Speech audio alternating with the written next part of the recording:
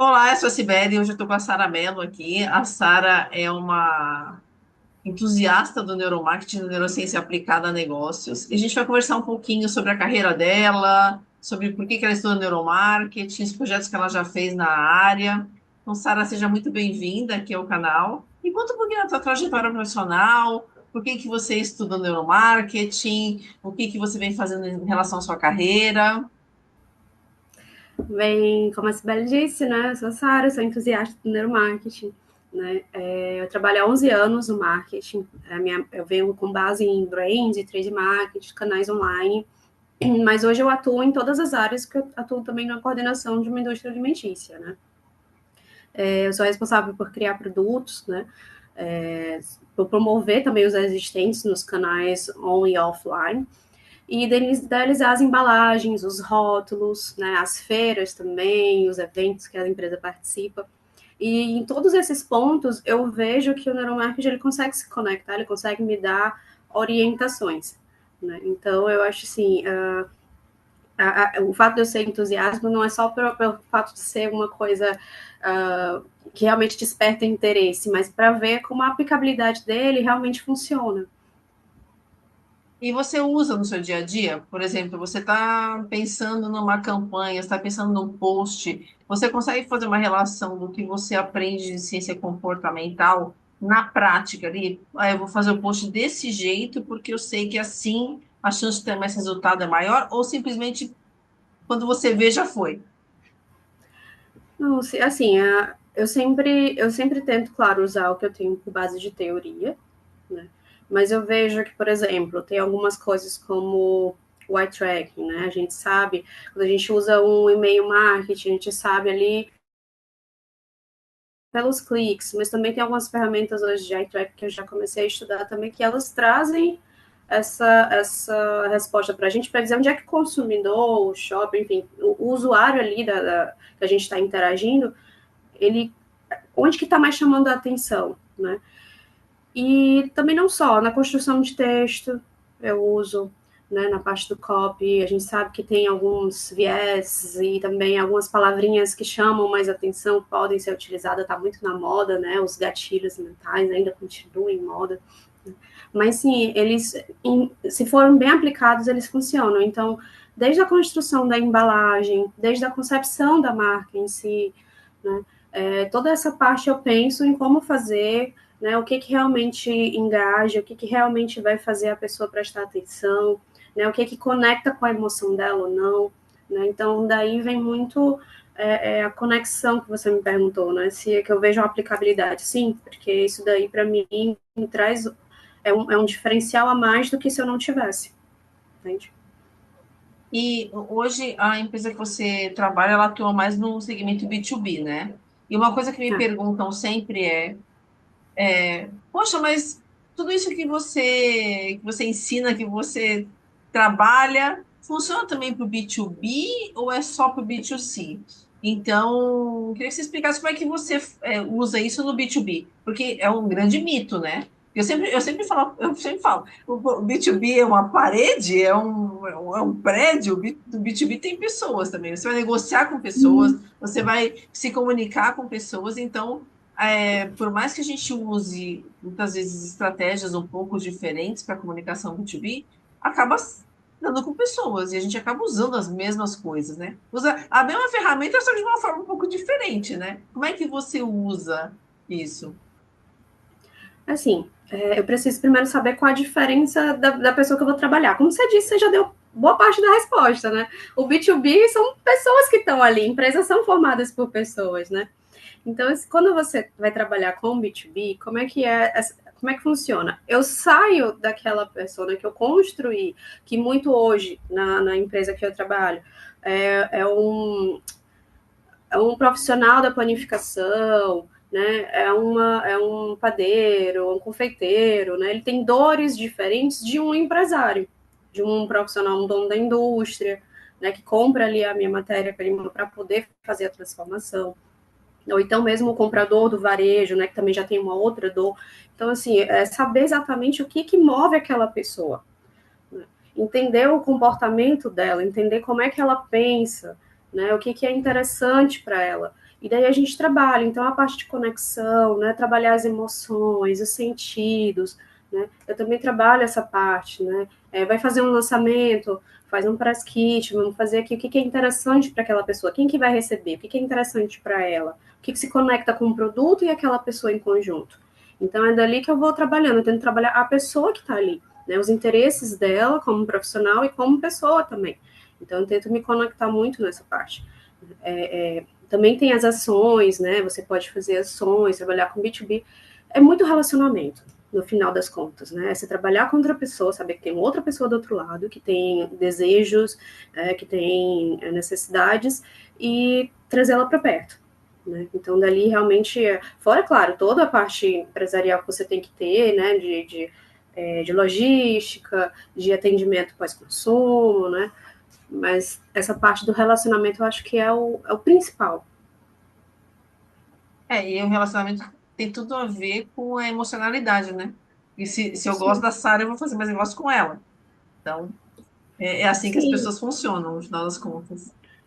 exato, né? A questão lá do sistema um e 2, né? A gente sabe que o sistema um, o emocional, ele é o que domina, né? O sistema 2 não. A gente acha que é racional, mas na verdade a gente não é muito mais emocional. Então, é a conexão, por isso que eu bato, friso tanto a gente ter conexões com as pessoas, fazer conexões.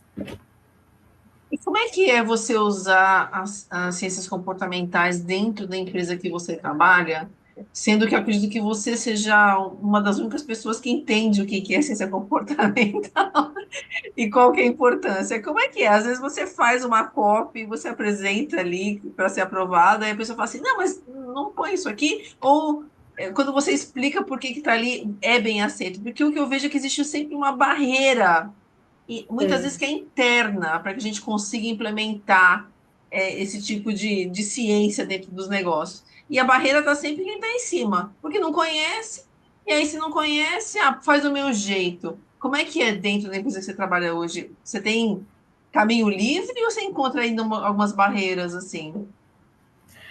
não, é assim, marketing em si já é algo que as pessoas não entendem bem, né?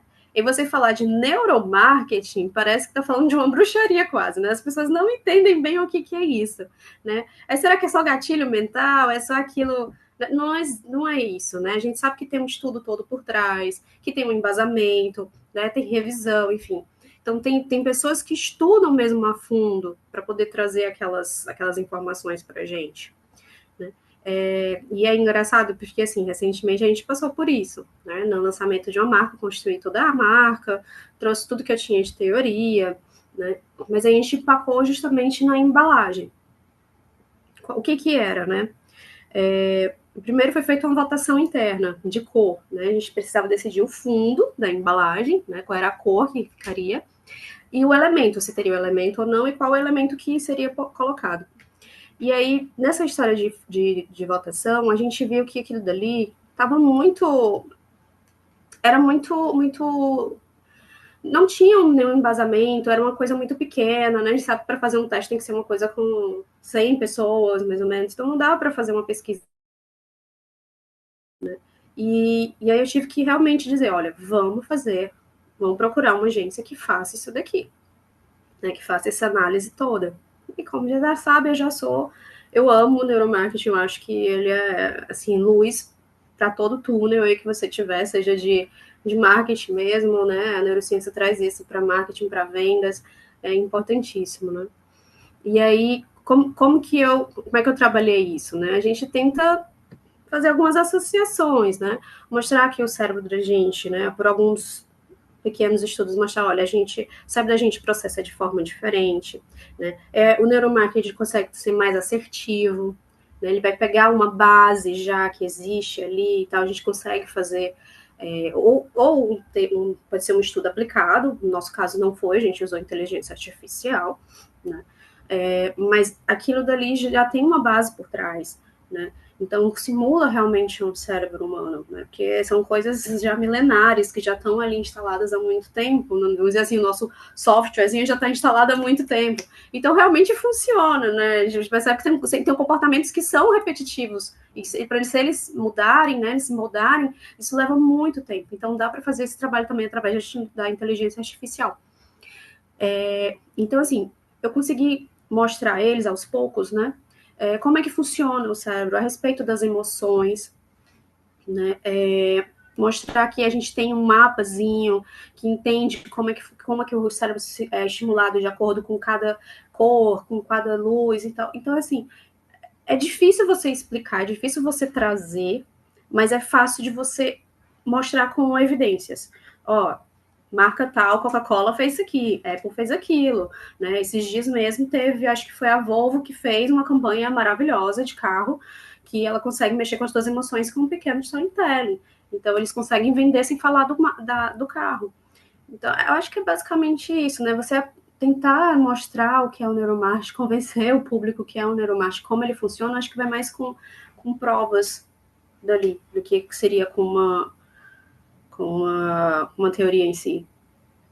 Eu acho que somente quando você tem o antes, né, que é o que foi aprovado internamente, o que nunca é bom, porque, vamos dizer, se o dono da empresa vota na embalagem azul, provavelmente todo mundo vai votar na embalagem azul também, né? A gente tem muito viés. E aí, quando a gente pega o primeiro rascunho ali da embalagem e a versão final, e eu acho que quando esses dirigentes do negócio, eles olham e falam assim, uau, a gente talvez não tivesse chegado nisso se a gente não tivesse tido todo esse estudo. Você sentiu isso? Sim. A embalagem, eu conheço o projeto, obviamente, mas como é que ficou o antes? Houve aquele momento, uau, se a gente não tivesse feito esse estudo, Houve, não teríamos chegado aqui. houve sim. Apesar de ter feito comparações com outros, né, com outras marcas, a gente viu realmente que havia contraste maior, né? Assim, como é que foi, né? Eu acho que, apesar de ter usado algumas ferramentas por trás, eu cheguei a algumas conclusões que foram próximas, porém eu não cheguei com a mesma precisão que a ferramenta traria, né? Então, assim, eu acho que o nosso estudo, ele abriu uma janela, né, para a gente entender como que aquela embalagem ali, ela processaria dentro do cérebro do nosso consumidor, os estímulos que iriam trazer, né, as emoções que seriam despertadas, né, quanto tempo, é muito interessante porque eu consegui ver quanto tempo a pessoa para ler o nome, se a marca ela está realmente em destaque, se ela está entendendo o que é aquele produto só pela embalagem. Isso para mim foi muito interessante, coisa que eu não teria fácil. Né? Mesmo que eu fosse fazer uma pesquisa de boca a boca, né, a pessoa fosse lá assinalar, você está vendo a marca. Aquilo dali a gente sabe que não é 100% real, né? Existe sempre aquele medinho de, eu vou responder a resposta errada, e a pessoa pode simular a resposta ali. Então, eu acho que sim, a ferramenta, né, todo esse estudo em cima do neuromarketing aplicado, ele trouxe uma precisão maior do que eu não teria se fosse através de outras ferramentas, né? Eu tive mais ou menos assim um mapa de reação do consumidor, né, que me permitiu tomar algumas decisões e aí no final, né, que a gente pegou o design final, né, que a gente por várias vezes mudou, era um coquinho dentro do gelo, né? E aquele coco não ficou bem visto e a gente achava, poxa, poderia realmente ficar bem visto, mas não tá dando para entender fácil, né? Porque é uma coisa quando você está dentro do processo. Né? Eu estando dentro do processo, eu entendo tudo. Uma pessoa que está fora do processo, que no caso é o consumidor, está sendo apresentado para aquela marca, que precisa conhecer aquela marca, né? Ele vai ter uma visão completamente diferente. E daí que entra, né, a aplicação do estudo, né? De realmente me trazer essa visão de fora e eu entender o que é mais assertivo, né? Porque é um gasto enorme você trabalhar com embalagem, com promoção, com press kit, com tudo, você fazer tudo isso em cima de uma coisa que não vai surtir efeito, né? Então eu acho que assim foi um estudo muito bem casado, muito bem aplicado. E para quem viu a embalagem inicial e quem viu a embalagem final, ela ficou bem diferente Eu acho que, mesmo para quem não sabe que teve um estudo por trás, entende que, poxa, essa aqui era a mãe dessa aqui, foi uma evolução, né? Porque a Foi. ideia realmente é que a gente, quando a gente está envolvido no processo, muitas vezes, a gente tende a atender o público interno. E a gente E, esquece o público externo, né? Eu trabalhei com um americano que ele falava que 70% do esforço que a gente faz dentro de uma empresa é para garantir a nossa segurança do nosso emprego. Então, muitas vezes, a gente, pô, o CEO da empresa deu uma ideia, né? Às vezes a gente até se convence que aquela ideia é muito boa, porque a gente também está envolvido naquele processo. Então, poxa, vamos seguir por aqui. Só que quando outras pessoas olham, ainda mais com olhar de ciência comportamental, de neuromarketing, e ainda mais usam uma ferramenta, a gente vê, uau, isso aqui que a gente achou que era, que era super claro, ninguém está nem percebendo o que é, né?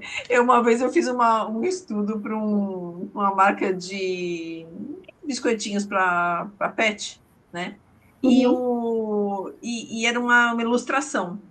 E assim, quando eu olhei para a embalagem, eu achei que era um produto para foca, porque para mim o cachorro parecia uma foca. E não era uma coisa que estava sendo percebida, e sem fazer estudo nenhum, né? Eu só tive o briefing. E eu falei, gente, mas por que uma foca? O que que essa foca está fazendo aqui? Aí falou, não, não é foca, é um cachorro. Eu falei, mas, gente, isso aqui não é um cachorro, mas nem aqui nem na China, né? E depois que a gente. Como é que você vai falar isso pro cliente?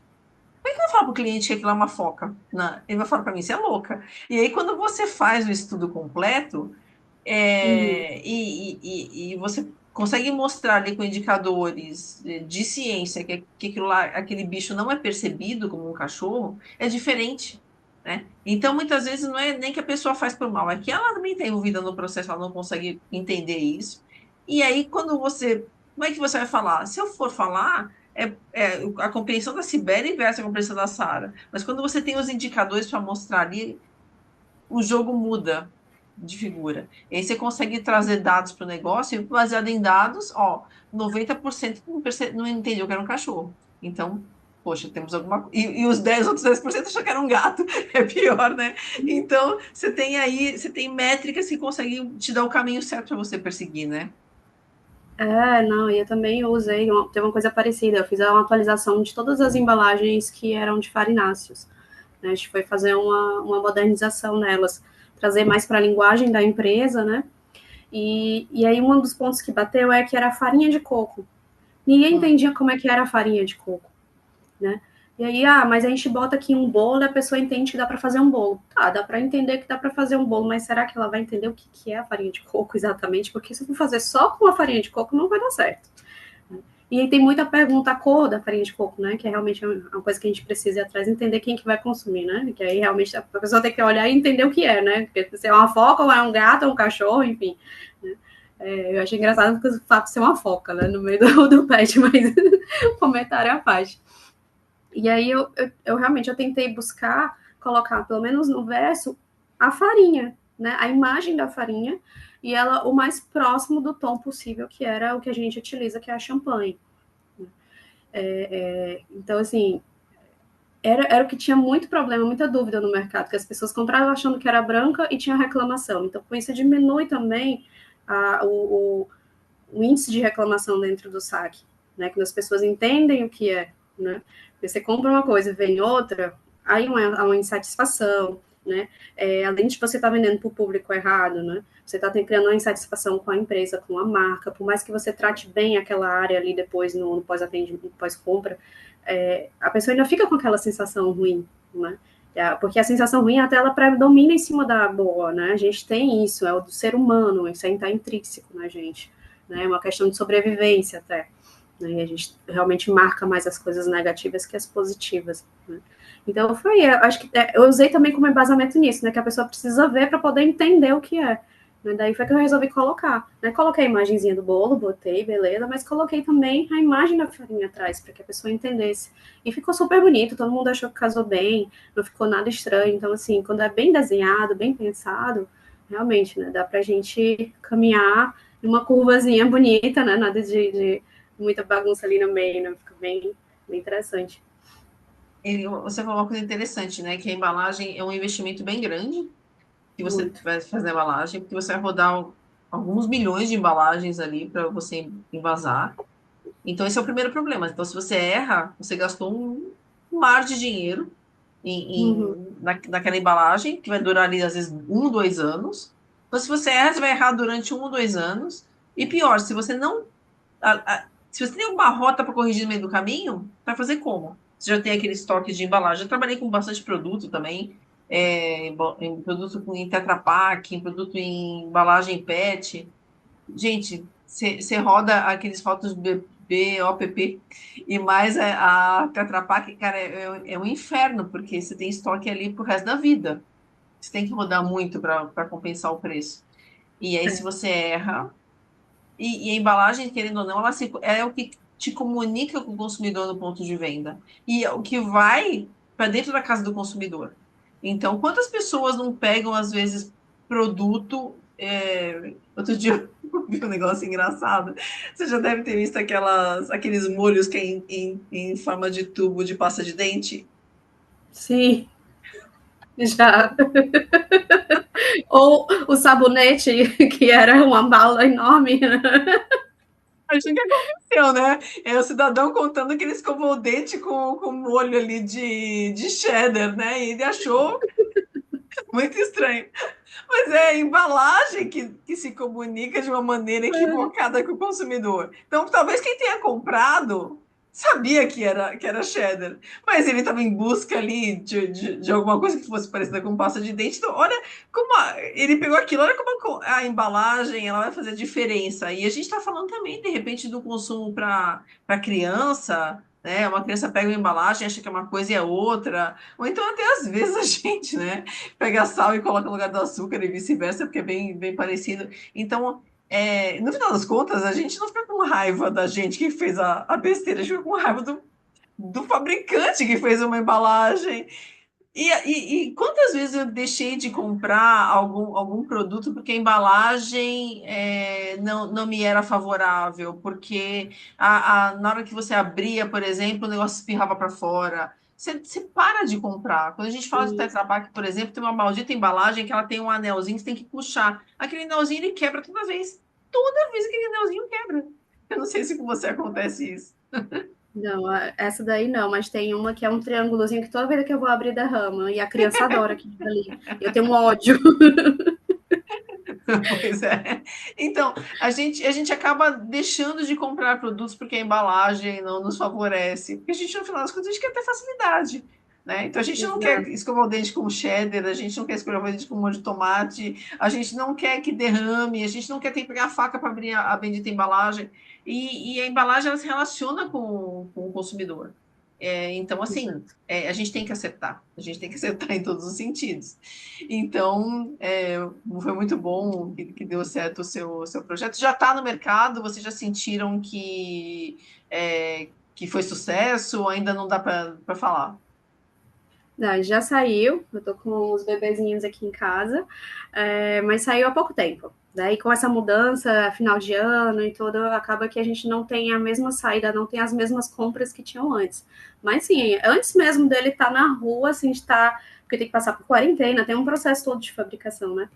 E antes dele estar na rua, já tinha gente batendo na porta, bora? Cadê? Fulano quer comprar, cadê? Então, assim, para Oh, que mim isso já bom. é sinal de sucesso, porque se Sim. não tivesse gente querendo comprar, ainda ter que esperar ele sair, então realmente eu acho que vai fazer um sucesso, né? Tem Que todo bom. Então, um daqui a um ano mecanismo a por gente, trás a pra... gente, daqui a um ano a gente volta para ela falar que aumentou Ai, as, vamos falar as de sucesso, vendas, né? se Deus quiser. E E para a quem sabe gente. de outra embalagem também, né? É, Porque isso daí faz parte pelo menos faz parte do meu olhar sistêmico quando eu vou lançar alguma coisa, né? Eu tenho que pensar em todo o sistema da empresa e o que é gasto, o que é investimento. Para mim é um investimento, porque olha só o tanto que me poupou, né? é De, sei isso. lá, 600 e tantas mil embalagens, né? Nossa, já pensou? E não foi É, tudo que foi rodado de primeira, viu? agora imagina quanta gente, quantas empresas colocam as embalagens erradas no Sim, mercado ali, né? E também tem uma coisa que é importante, né? Quando a gente pensa em embalagem, é pensar. como é que ela vai ser displayada no ponto de venda? Sim. Porque muitas vezes você vê uma embalagem e a sua ficou bem incrível, porque ela fica de pé e ela tem vários lados, assim. Tem muita embalagem que na hora que você coloca no ponto de venda, o promotor deita a embalagem. Aí na hora que deita a embalagem, o pessoal não sabe nem o que que é. Aqueles bolos prontos, compridinhos. Aham, Via de bolo, eu não sei como é que chama aquele bolo compridinho assim. Via aham, de regra, se você não tiver um display, ele fica de costas. Então você tem que puxar para você saber o sabor. Então, exato. aí tem a empresa esperta que faz ele dentro de uma caixinha, né? Aí dentro da caixinha você já sabe do que é e você vai comprar qual, que tá mais fácil ali no ponto de venda, né? Exato. Ó, Você encarece um pouco mais o produto, mas em compensação você tem uma segurança maior de venda, porque o consumidor está vendo, né? é isso, exatamente. E aí, para a gente finalizar aqui, para quem não aplica ainda a ciência comportamental, neuromarketing no dia a dia, está trabalhando com marketing, trabalha com vendas, com trade, o que que você diria para essas pessoas? Que conselho que você dá? Olha, tenha a mente aberta, né? Busque informação, né? Foi assim que eu conheci o neuromarketing, foi sempre buscando, entendendo que não é um achismo, não é, desculpem o pessoal que trabalha com isso, mas também não é um coach da vida que vai te, né, te encaminhar para fazer aquilo. Na verdade, é você entender que existem formas. A banda ela toca muito tempo da mesma forma, mas pessoas que conseguem ser disruptivas, conseguem sair daquele mesmo caminho, elas conseguem ter um destaque maior. Né? Vamos ver, por exemplo, Coca-Cola que muito tempo não vende mais refrigerante, ela vende felicidade, né? Ela vende alegria, ela vende união, né? Então ela vende sentimentos. De onde que ela tirou isso? Ela tirou do neuromarketing. Então tente ver por onde que tá esses cases de sucesso, de onde que tá vindo, né? Então acho que dali você consegue entender, né, que o neuromarketing ele é muito necessário e ele é uma ferramenta, como eu disse, é um investimento. Né, o que eu aprendo todo dia, as aulas que eu tenho e tudo mais, é que dali sempre para mim eu vejo como investimento, eu nunca vejo como gasto, porque ou eu poupo um gasto desnecessário, por exemplo, como eram as embalagens, que foram mais de 600 mil embalagens rodadas de primeira, que seria um erro e a gente não teria uma venda legal, não teria destaque dentro da gôndola, né? Ou então, campanhas mesmo que a gente vai ter na frente, eu vou conseguir ter uma orientação e ter um ganho maior do que eu teria sem essa orientação. Né? Então, acho que é muito importante estar com o olhar aberto, né? Entender quais são as tendências, as coisas que estão acontecendo, não ficar preso a coisas do passado, porque time que se ganha também a gente mexe, que é para ganhar mais. Né? E o que eu gosto sempre de falar não é lavagem cerebral, por mais que as pessoas pensem, lavagem cerebral, isso é manipulação. Não é manipulação, a gente só vai entregar o que a pessoa quer, o que a pessoa prefere, o que a pessoa gosta mais. A gente vai se relacionar, como a Sara falou anteriormente. Então, não é manipulação, não é nada. Se eu sei que a Sara gosta de chocolate, porque eu vou entregar para ela flores. Vou mandar para ela um brinde de chocolate. É só isso. É só a gente entender quais são as preferências, os gostos, e proporcionar para essa pessoa para a gente ter maior chance de conversão. Não é milagre, não é gatilho, não é apertou ali um botão, aconteceu, mas Não, existe maior chance de dar certo quando a gente consegue entender o que se passa no inconsciente desse consumidor, desse shopping. Então, Sara, super obrigada aí pelo papo. Sempre é um prazer falar com você. E daqui a um ano você volta para dizer como é que foram as vendas. perfeito, Sibeli, obrigada também. É sempre um prazer conversar contigo, aprendo bastante. Obrigada. Obrigada pelo convite. Obrigada.